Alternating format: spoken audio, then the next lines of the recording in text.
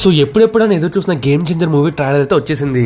ఈ ట్రైలర్ ఎలా ఉంది, అసలు సినిమా హిట్ అవుతుందా ఫ్లాప్ అవుతుందా, సినిమా గురించి డీటెయిల్స్ ఏంటనేది ప్రతిదీ మాట్లాడుకుందాం. సో కొంచెం ఓపిక్గా వినండి, ఎక్కువ టైం వేస్ట్ చేయను అండ్ మీకు బోర్ కూడా కొట్టించను. నచ్చితే లైక్ కొట్టి సబ్స్క్రైబ్ సపోర్ట్ చేయండి.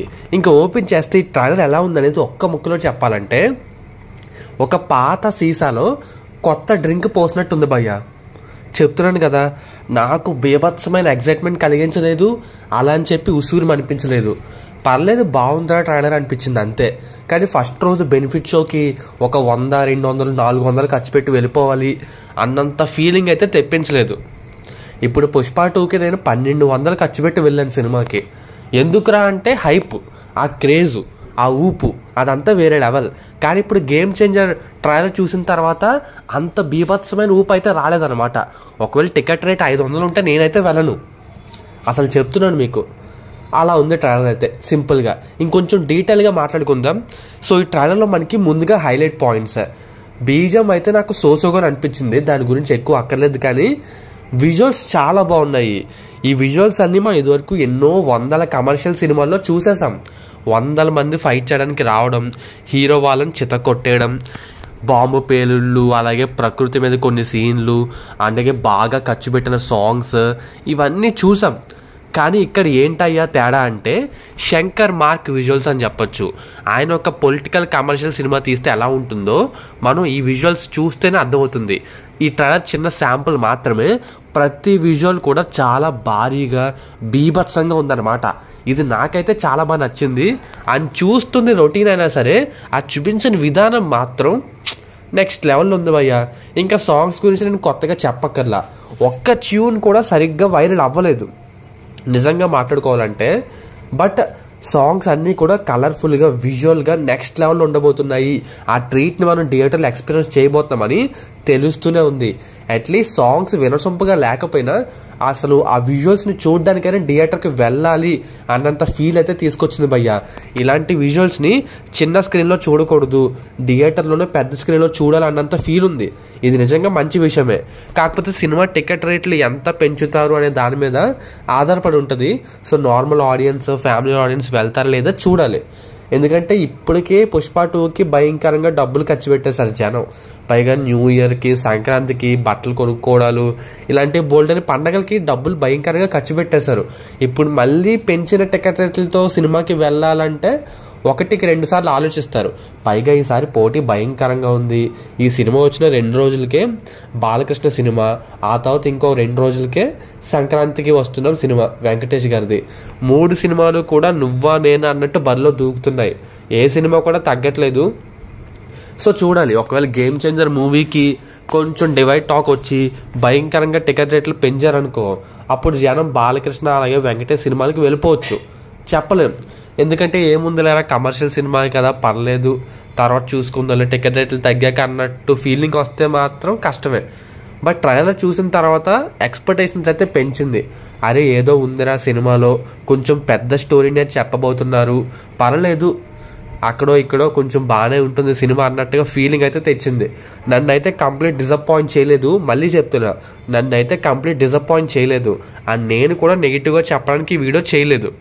మళ్ళీ మీరు వీడియో సరిగ్గా వినకుండా కొంచెమే విని కింద ఏదో కామెంట్ పడేస్తారు, నన్ను తిట్టడమో లేకపోతే ఇంకోటో. నాకైతే ట్రైలర్ నచ్చింది, బీభత్సమైన ఊపు అయితే తెప్పించలేదు. మీకు అర్థమవుతుంది కదా, ఖచ్చితంగా బెనిఫిట్ షో చూసేయాలరా అన్నంత ఫీలింగ్ అయితే రాలేదు. బట్ చూద్దాం ఏం జరుగుద్దో. ఇంకా సినిమా రిలీజ్కి 8 days ముందు ట్రైలర్ వదలడం అనేది అసలు కరెక్టే కాదు భయ్య. 8 రోజుల ముందంటే ఏముందో చెప్పండి, పెద్ద వీళ్ళు ఇప్పటికే బాగా లేట్ చేస్తారు. నిజంగా రామ్ చరణ్ ఫ్యాన్సే విసిగిపోయారంటే నమ్మండి. ఈవెన్ కొంతమంది ఫ్యాన్స్ అయితే సూసైడ్ లెటర్ కూడా రాశాడు వాడు ఎవడో. ఈ ట్రైలర్ ప్రమోషన్స్ లేవు, సినిమా రిలీజ్కి 10 రోజులే ఉంది, ఒక్క ట్రైలర్ వదలలేదు, సినిమా మీద బయట హైప్ లేదు, క్రేజ్ లేదు. ఇలా అయితే మేము Day 1 రికార్డ్స్ ఎలా కొడతాం? పైగా ఇప్పుడు Day 1 రికార్డ్స్ కొట్టాలంటే పుష్ప 2ని దాటాలి. అది కుదిరే పని కాదనుకోండి. అట్లీస్ట్ నాన్ పుష్ప 2 అని ఏదో ఒకటి ఉంటుంది కదా, మన ఫ్యాన్స్ అందరూ పెట్టుకుంటారు. ఇది వరకు non Baahubali, non Rajamouli, non RRR ఇలా చాలా పెట్టుకున్నారు. సరే Ram Charan career best openings అనే ఇవ్వాలంటే హైప్ రావాలి, ఆ ఊపు, ఆ క్రేజ్ రావాలి. సో కొంచెం లేట్ చేశారనే చెప్పాలి. ప్రమోషన్స్ కూడా అంత బీభత్సంగా లేవు. ఇంకా హిందీ ట్రైలరు, ఈ తమిళ ట్రైలర్ మరి ఎలా ఉంటాయో. కాకపోతే తమిళ సినిమాకి అయితే నిజంగా గేమ్ చేంజర్ మూవీ పెద్ద ప్లస్ పాయింటే. ఎందుకంటే తమిళ్లో అజిత్ సినిమా ఏదో ఉంది భయ్య, అది పోస్ట్పోన్ అయిపోయింది. పెద్ద పోటీ అయితే లేదు. తమిళ్లో కూడా పొంగల్ బాగా సెలబ్రేట్ చేసుకుంటారు. సో గేమ్ చేంజర్ మూవీని రికార్డ్ థియేటర్లో రిలీజ్ చేస్తున్నారట. అజిత్ సినిమా ఏదైతే థియేటర్స్ని బుక్ చేసుకుందో రిలీజ్ అవుదామని, అది పోస్ట్పోన్ అవడంతో మొత్తానికి మన దిల్ రాజు శంకర్ వాళ్ళతో మాట్లాడారు. మరి ఏంటో తెలియదు కానీ ఒక గేమ్ ఆడేసి అందులో మ్యాక్సిమం మెజారిటీ థియేటర్లు గేమ్ చేంజర్కి అయితే ఇచ్చారు. ఒరే థియేటర్లు నువ్వు పెట్టేసావు, నువ్వు 100 థియేటర్లో సినిమా రిలీజ్ చెయ్యి, కాకపోతే జనం రావాలి కదా. మన తెలుగులో అంటే వస్తారు. ఇప్పుడు తమిళ్లో, హిందీలో నువ్వు ఎన్ని థియేటర్లో సినిమా రిలీజ్ చేసినా జనం కనీసం ఒక 20-30 మంది కూడా రాకపోతే థియేటర్లో షో పడదు. తమిళ్ వెర్షన్, హిందీ వెర్షన్ గురించి నేను మాట్లాడుతున్నా. మరి రావాలంటే జనానికి ఈ సినిమా వస్తుందని తెలియాలి. వస్తుందని తెలిసినా ఈ సినిమాకి వెళ్ళాలి అనిపించాలి ఫస్ట్ రోజు. అలా వెళ్ళాలి అనిపించాలంటే ఎంత బీభత్సంగా ప్రమోషన్స్ చేయాలి మీకు అర్థమవుతుందా? పుష్ప 2కి చేసిన ప్రమోషన్స్లో ఒక 10% చేసిన చాలు భయ్యా. వీళ్ళ ఏమీ చేయరాయే. తెలంగాణలో ఒక ఫంక్షను, మన ఏపీలో రాజమండ్రిలో కానీ విజయవాడలో కానీ పవన్ కళ్యాణ్ గారిని పిలిచి ఒక ఫంక్షన్ చేస్తారంట. అది కూడా ఎప్పుడు, ఇంకో 3-4 డేస్ తర్వాత, అంటే సినిమా రిలీజ్కి 4 రోజుల ముందు. మన తెలుగులో పెద్ద ఫంక్షన్ చేయని ఎవడు అడగడు భయ్యా. నువ్వు పాన్ ఇండియా రిలీజ్ అన్నప్పుడు వేరే చోట్ల చేసుకోవాలి. మన ఇంట్లో జరిగే ఫంక్షన్కి మన ఇంట్లో చెప్పకపోయినా వస్తారు, అన్ని పనులు చేస్తారు. బయట వాళ్ళకే కదా నువ్వు చెప్పుకుని పిలుచుకుని సినిమాకి తెచ్చుకోవాలి. అది ఈ చిన్న లాజిక్ ఎలా మిస్ అవుతున్నారు భయ్యా. అండ్ ఈరోజు ట్రైలర్ని ఏదో ఒక నార్మల్ చిన్న సినిమా అన్నట్టుగా ఏఎంబీలో లాంచ్ చేశారు. అదేదో పెద్ద ఫంక్షన్ పెట్టి బయట చిరంజీవి గారిని పిలుస్తారని బిల్డప్ ఇచ్చారు. మరి ఎందుకు వర్కౌట్ అవ్వలేదో తెలియదు కానీ, అంటే పుష్ప 2 ఎఫెక్ట్ కూడా కొంచెం ఉందనుకోండి. అల్లు అర్జున్ రావడం వల్ల ఎవరో చనిపోయారు, ఆ గొడవలు ఉంది కాబట్టి అది కూడా ఒక ఇష్యూయే నిజంగా చెప్పాలంటే. ఆ హడావుడి అయితే కనిపించలేదు సినిమాకి. ట్రైలర్ ఫంక్షన్ అనేది మంచి హడావుడిగా ఉండాలి, ఆ హడావుడి కనిపించలేదు నిజంగా. అండ్ మనం అసలు విషయంలో మర్చిపోయాం. ట్రైలర్లో మైనస్ పాయింట్స్ భయ్యా. మైనస్ పాయింట్స్ చెప్పేదేముంది, చూస్తుంటేనే అర్థమవుతుంది. సినిమా స్టార్టింగ్లో హీరో స్టూడెంట్, ఆ తర్వాత కలెక్టర్ అవుతాడు. కాదు, ఐపీఎస్ ఆఫీసర్ అవుతాడు.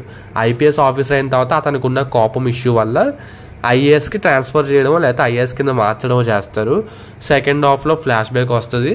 ఫ్లాష్ బ్యాక్ తర్వాత సినిమా డైరెక్ట్గా క్లైమాక్స్కి వెళ్తుంది. వీళ్ళని చంపేస్తాడు. ఇంతే, ఏమీ లేదు. ఈ ట్రైలర్ చూస్తుంటే అర్థమవుతుంది. ఆపి చూస్తే మీకే అర్థమైపోద్ది. ఏం కొత్తగా చెప్పారు చెప్పండి.